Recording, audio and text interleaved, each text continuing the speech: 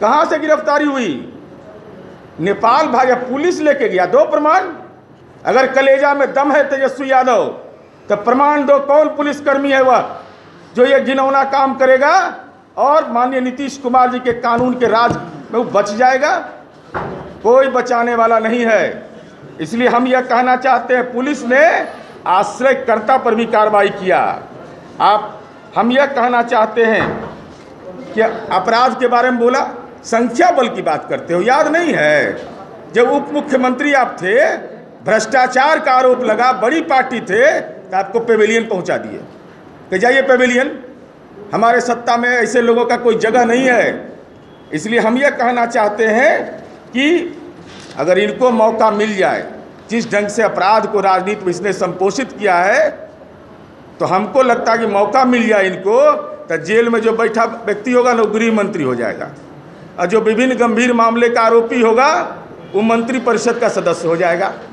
और इसलिए हम इन बातों को कह रहे हैं कि मैं देख रहा था कि लगातार कह रहे हैं कि हम अगर नहीं जाते, मैं मीडिया में देखा तो हम पर हत्या का प्रयास हो जाता है पीड़ित परिवार की। ये झूठ असत्य बोलते हैं तेजस्वी यादव, विपक्ष के नेता हैं।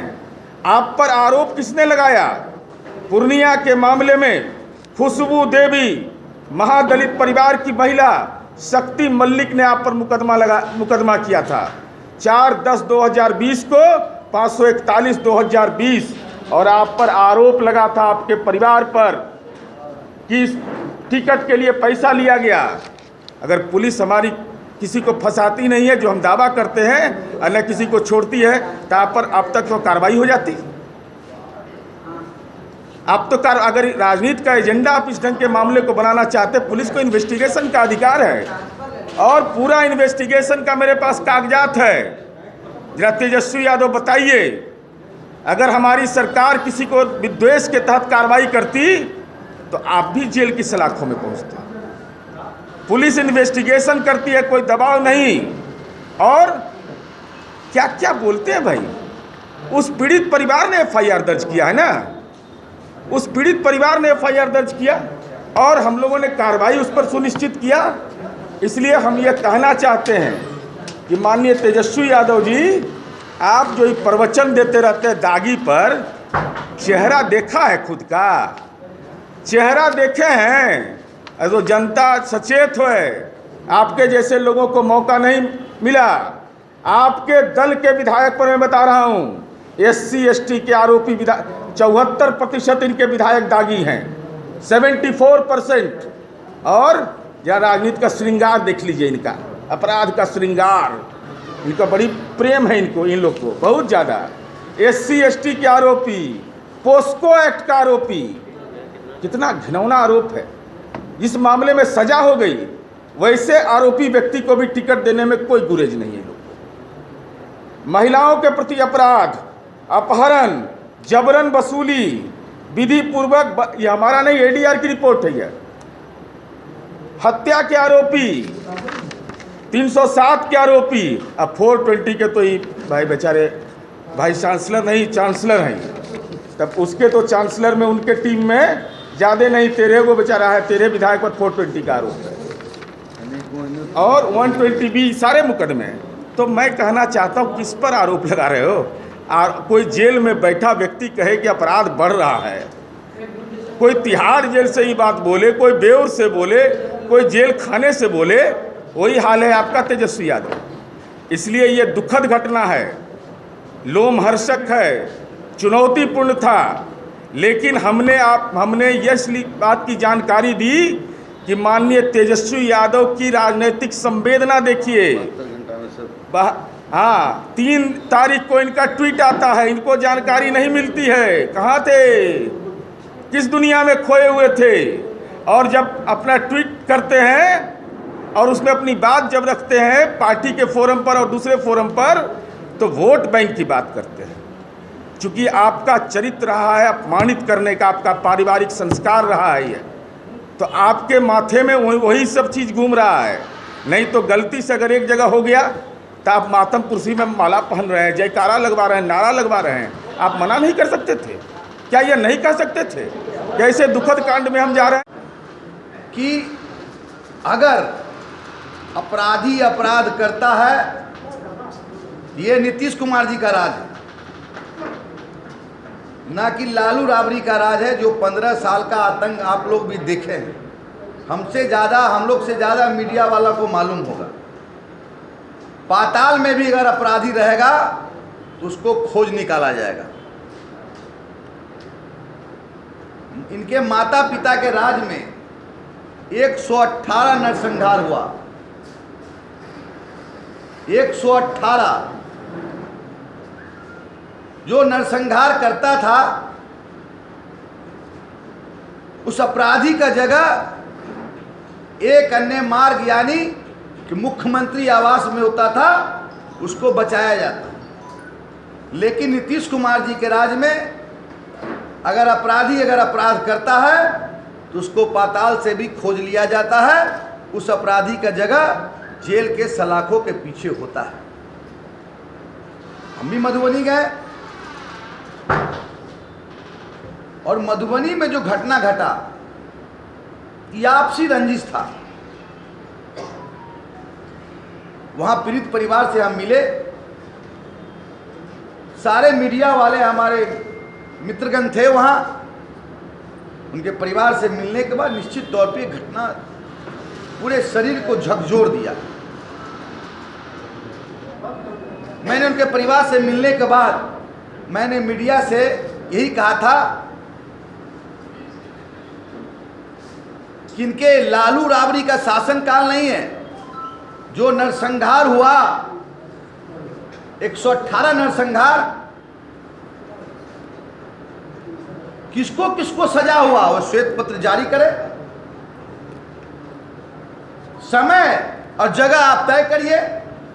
हम खुले तौर पर चुनौती उनका स्वीकार करते बहस कर ले। लेकिन इनको बहस करने का कोई इनको न इनका मनसा है कि हम बहस करके जानते हैं कि बहस करेंगे तो हम फंस जाएंगे। इतना ही डर था तो अपने माता पिता के राज में शहाबुद्दीन, जिनको पूरे आतंक का राज था, शहाबुद्दीन को सीवान में जो लोग मरे उनके पीड़ित परिवार से कहां जाके मिले। राजबल्लभ यादव, जिस लड़की के साथ रेप का कांड हुआ, माननीय न्यायालय ने उनको सजा सुनाया, उसके परिवार से भी जाके मिलना चाहिए, उस लड़की से मिलना चाहिए। उनको तो इतना समय है नहीं। तो मैंने कह के आया था, मीडिया के हमारे मित्रगण थे कि 48 से 72 घंटा का समय चाहिए। अगर अपराधी पाताल में भी रहेगा तो उसको खोज लिया जाएगा। कल 4 बजे सुबह जो मेन इसका अपराधी है परवीन झा को गिरफ्तार कर लिया गया। उनकी कुर्की भी हुई। जिसको फंसाया गया था SC/ST एक्ट के तहत, संजय सिंह, आज बरी भी हो गए। संजय सिंह जो उनके परिवार का था, जहां से घटना शुरू हुई थी मछली मारने के कारण, तो उनका बेल भी हो गया और SO भी सस्पेंड हो गया। और डॉक्टर का व्यवस्था, इसलिए डॉक्टर का व्यवस्था कराया गया कि पीड़ित परिवार के जो महिलाएं, बच्चा बेहोश हो जा रहे थे, जब गए तो गिरने लगा, वहाँ डॉक्टर का व्यवस्था, एम्बुलेंस का व्यवस्था, दवा का व्यवस्था, मतलब सारे चीज को कराया गया। लेकिन वहाँ जाके प्रतिपक्ष का नेता हमसे डर के पुलिस वाले ने कर दिया। तो आपके माता पिता के राज में कितना घटना हुआ, किसका ये आपने निपटारा किया, ये तो बताइए आप। केवल ट्विटर बबुआ जाते हैं, फोटो खिंचवाते हैं और चले आते हैं। तो हमने जो कहा उसको पूरा किया। और दुनिया में कोई माई का लाल पैदा नहीं लिया इस बिहार में। जो अपराध कर देगा उसको कोई बचाने वाला माननीय नीतीश कुमार जी के कानून के राज में नहीं है। और न हम अपराध की व्याख्या जाति पर करते हैं। हमारे राज में आज राजबल्लभ यादव पर भी कार्रवाई होती है, अशोक महतो पर भी कार्रवाई होती है, शहाबुद्दीन पर भी कार्रवाई होती है, अनंत सिंह पर भी कार्रवाई होती है। हम कार्रवाई करते हैं, आप राजनीति का सहवाला बना लेते हैं उसको। यही अंतर है बिहार में, जिस पर माननीय मुख्यमंत्री नीतीश कुमार जी को भरोसा है कि माननीय नीतीश कुमार जी ने, और एक एक बयान में उनका देखता हूँ, और एक एक जिस ढंग से गलत बयानी करने, कहा पुलिस पदाधिकारी नहीं गया भैया, आईजी गया वहाँ। मीडिया का फुटेज मेरे पास है, कहिए तो मैं आपको समर्पित कर दूंगा, विभिन्न अखबारों में छपा है, मीडिया में आया है। आईजी ने पहली बार वहाँ जाकर के मिला, घटना स्थल का मुआयना किया, पीड़ित परिवार से बात, सब कुछ किया। एसपी जो भी पदाधिकारी हैं, इसलिए जब भी बोलिए तो इन्फॉर्मेशनों देने वाला लगता है 420 इनको मिल जाता है। क्योंकि देखे होंगे गोपालगंज में ऐसे ही वो पुल में कह दिए थे कि पुल ढह गया, पता चला कि पुल का अप्रोच रोड का मामला था। तो हमको लगता है कि इन्फॉर्मेशन कम से कम सही रखिए। विपक्ष के नेता हैं, आरोप लगाइए तो गंभीर पूरे तथ्यों के साथ, ऐसे अनर्गल प्रवचन करते रहिएगा तो लोग जैसे आपको नॉन सीरियस उस दिन तक अभी ले रहा है विपक्ष के नेता के रूप में, और उसके बाद आपको नॉन सीरियस के रूप में लेगा कि दो बोलने दीजिए, बोलते बोलते ही थक जाएंगे। तो अपनी जिम्मेवारी का एहसास कराइए। और माननीय संजय बाबू ने जो बोला है, आप संपत्ति के वारिस, आप राजनीति के वारिस, आप तो नरसंहार का वारिस कौन है? तेजस्वी यादव ये बताओ, उसका गुनाहगार कौन है? उसके लिए किसको आप जिम्मेवार ठहराते हैं? ये जरा अपनी जुबान से हिम्मत करके एक बार बोल दीजिए, यही हमारा अनुरोध होगा।